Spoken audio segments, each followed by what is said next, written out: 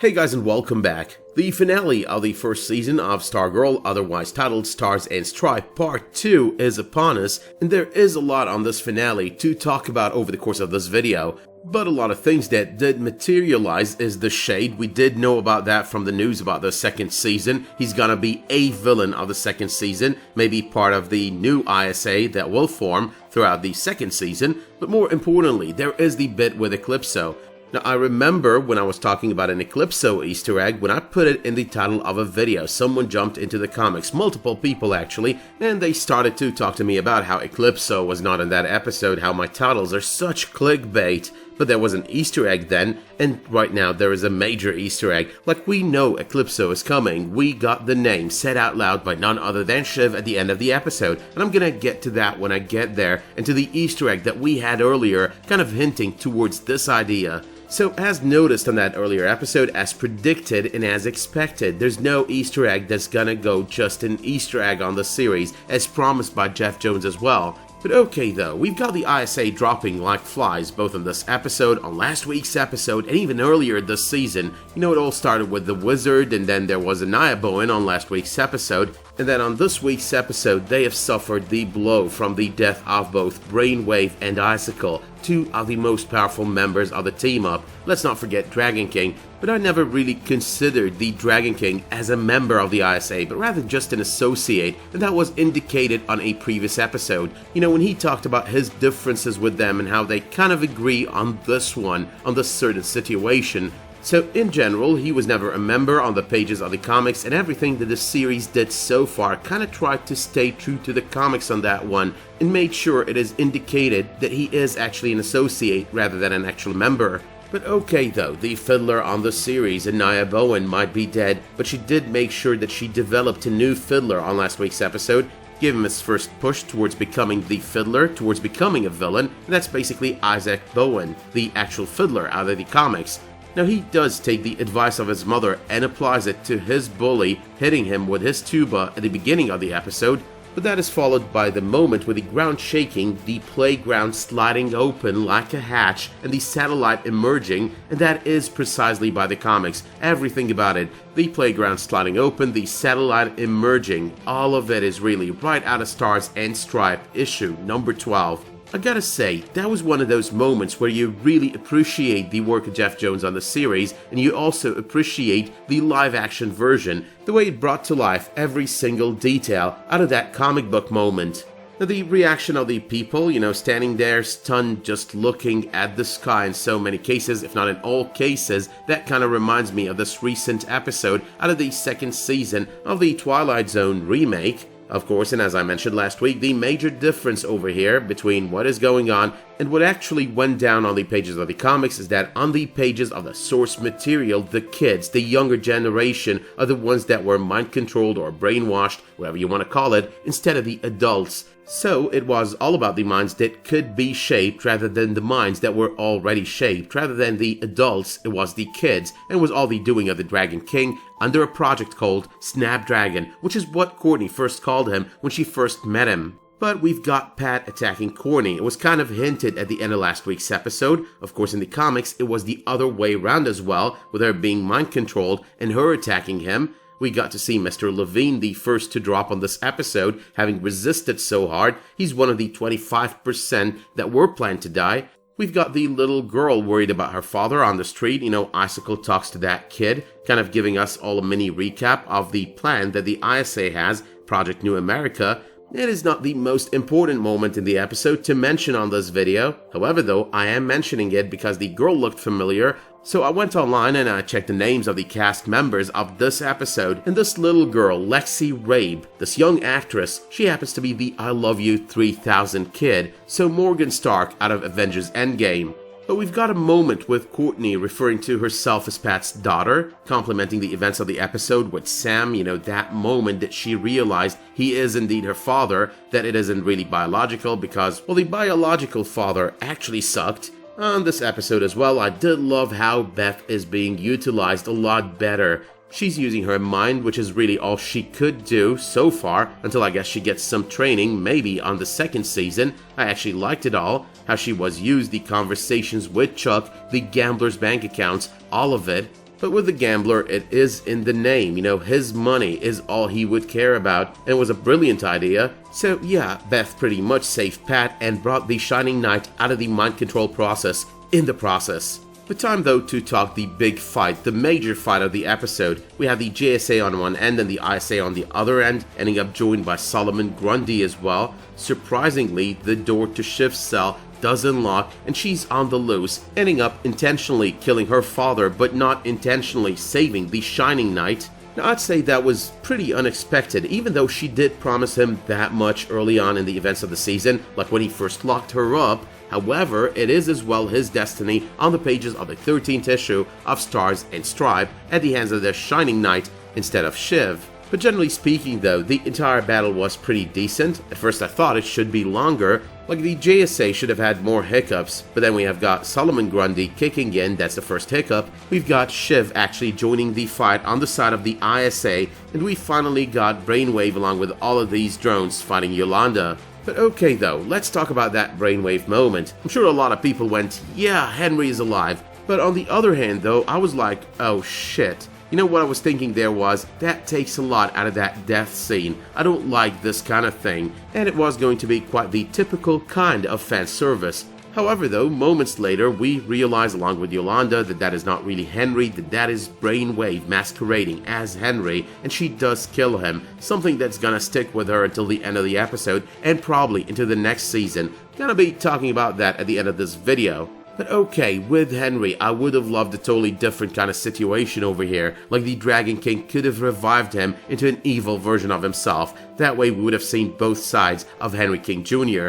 But still talking though about all those aspects of that one battle on this episode, that one major battle, and I want to say that the Solomon Grundy version on this series, that is the best Solomon Grundy version that I've seen so far. Like the CGI is really amazing. Now while Pat has got the moves, I did still love how Grundy overpowered him, bringing yet another Easter egg, another reference to a moment on the pages of the comics. But then Brick came to the rescue and went my turn. Seriously, starting to like the acting by this guy in the role of Rick so much on this episode. Like the sarcasm, the comments, I've got 5 minutes left, it's all for you. That's what he tells Solomon Grundy. So yeah, the writing for the character was kind of annoying at first, but it's kind of starting to grow on me. But circling back though to that reference I was talking about a moment ago, the S.T.R.I.P.E being overpowered by Solomon Grundy, the breaching of the outer shell of S.T.R.I.P.E, that's once again exactly and precisely by the comic book, except for one little detail. It was not really Solomon Grundy attacking him. Solomon Grundy was not there at all. It was actually Courtney attacking Pat all along over there, leading into this moment. But on the subject of references and Easter eggs to the comic book, we've got Stargirl destroying the satellite on the series, which she did on the pages of the comics as well, except once again with a minor difference. In the comics, the destruction came from her mind overpowering the scanners, so in a way, it was always her, but not exactly in the same manner. But okay though, I'm not gonna talk much about the destruction of the Dr. Midnight goggles, even though that was very unexpected at that moment, but nonetheless, we've been promised by the end of the episode that they're planning to find a fix for them, kind of bring him back, bring Chuck back, and I guess that's all we need to know. We're gonna get those goggles back on Season 2, Beth is gonna continue on Season 2 to be Dr. Midnight.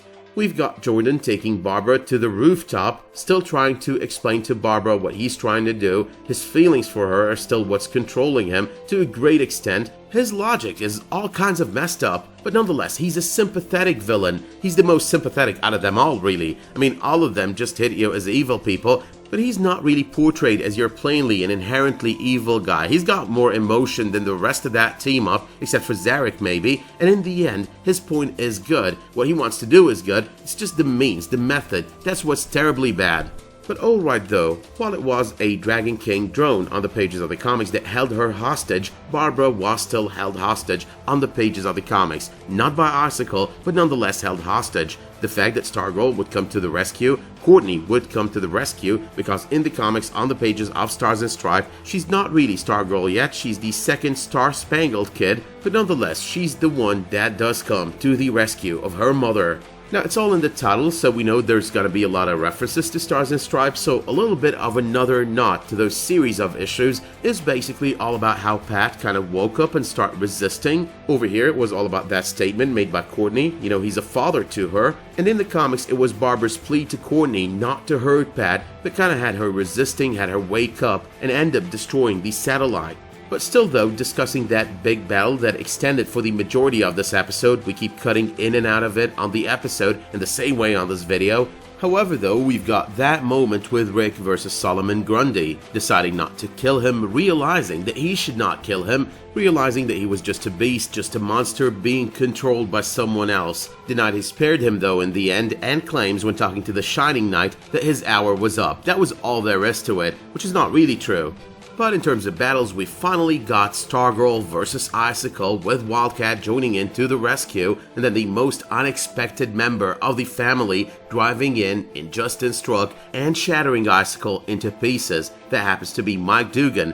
Now, the moment after that, when he inquires if he could join the JSA now, after what he's done, saving the day, is pretty much to that conversation that he does have with his father on the pages of the comics. Him wanting to become some kind of a superhero, and Pat basically hinting to him that one day he's gonna pass S.T.R.I.P.E down to him. It is also a reflection on that conversation that he had with Courtney on last week's episode. He doesn't have to have superpowers in order to be a hero. His father is a hero because he was able to do something to build S.T.R.I.P.E, and before that he was S.T.R.I.P.E anyway. But okay though, let's talk some stray comments over those final 10 minutes of the episode. So number 1, killing Brainwave is going to be taking a toll on Wildcat, so expect relative darkness. It does seem like she's got a lot of darkness that is waiting to come out, and if it is used in the wrong direction, she's gonna go a little bit evil, even if temporarily. But number 2, we got Rick and Stargirl promising Beth they will find a fix for the goggles. That's what I mentioned earlier. So the goggles are gonna be back. Beth is gonna be back as Dr. Midnight on the second season of the series. Hopefully though, they do give her some kind of training. Number 3, the sparing of Solomon Grundy, the conversation at the very end between Rick and Courtney. I think that's Rick basically making peace with the death of his parents. So some kind of closure there for the guy. Number 4, those final moments, hugs all over the place. These are all reminiscent of post-victory moments on Stars and Stripe, issues number 13 and 14. Number 5, Justin might be leaving by the end of this episode, but we're sort of promised a return of the Shining Knight, and hopefully next time he's gonna have his winged victory. That's what he's going to look for. Number 6, we've got a quick introduction to one of the villains of the second season, the Shade. Number 7, we have Cindy going through storage, giving us a huge surprise. Heart of Darkness, Eclipso. So yeah, what I mentioned at the beginning of this video, what I mentioned in that other video, it was no clickbait. It was an Easter egg that led right into this moment. We're getting Eclipso on the second season of the series. Now, I did mention it then. The Easter egg then was Alex Montez, because in the comics, Alex is not really Yolanda's brother. He's her cousin, who does pick up the mantle of Eclipso in order to avenge her death. But nonetheless, we're getting an Eclipso, and it's not gonna be Alex at first. The Heart of Darkness has a different host, and it all depends on who the host is. That's what determines if Eclipso is gonna be good or bad. We're getting a bad version this time, but then again, there is the chance that the Heart of Darkness is gonna move on to Alex later on, and we're gonna get a better version, an actually good version, erring on the side of good, that is, of Eclipso. But number 8 though, we've got a pretty solid moment between Pat and Courtney towards the end of the episode. A father-daughter moment with the world's greatest dad mug. Finally though, number 9, we've got that last bit of a major surprise at the very end of the episode, that post-credits scene. I'm an old friend, name is Sylvester Pemberton. Now that though does open up a can of worms. Sylvester Pemberton gonna wanna go back to being Starman, or is he gonna be his own character out of the comics, Skyman? If Sylvester Pemberton does take the staff back, does that mean that Courtney is gonna end up being the Star-Spangled Kid for a while? Is this a way to possibly introduce another series, a Skyman series? Is it at all possible that it is about neither of the above, and Sylvester Pemberton is going to be there to train Courtney to make her into a better version of Stargirl? All of these things might be posed as questions over here, but I'm expecting that one of them is going to be the answer. Now, some of these are not really mutually exclusive, so I'd say my favorite is him training Courtney while actually being Skyman. But that said though, I'd give this episode a 9.5 out of 10. I'd give this entire season sort of a 9 out of 10. It was a really good run, and I'm talking a 9 out of 10 as compared to other DC series where the first seasons of Arrow and The Flash, like the first couple of seasons of both series, do get ratings of 9.5 and 10 out of 10. But that said as well, let me know in the comments down below what you thought of the finale, what you thought of the Easter eggs and references on the finale. Let me know if you did like this video by dropping it one of those much appreciated likes, subscribing to this channel, and make sure while you're at it to enable notifications in order to get updates whenever I upload a new video, publish a new community post, or start a new live stream. More Agents of S.H.I.E.L.D. and the 100 videos to come throughout this week, but until the next time that you tune in for another one of my videos, thank you so much for tuning in to this one. Stay safe and have a great day.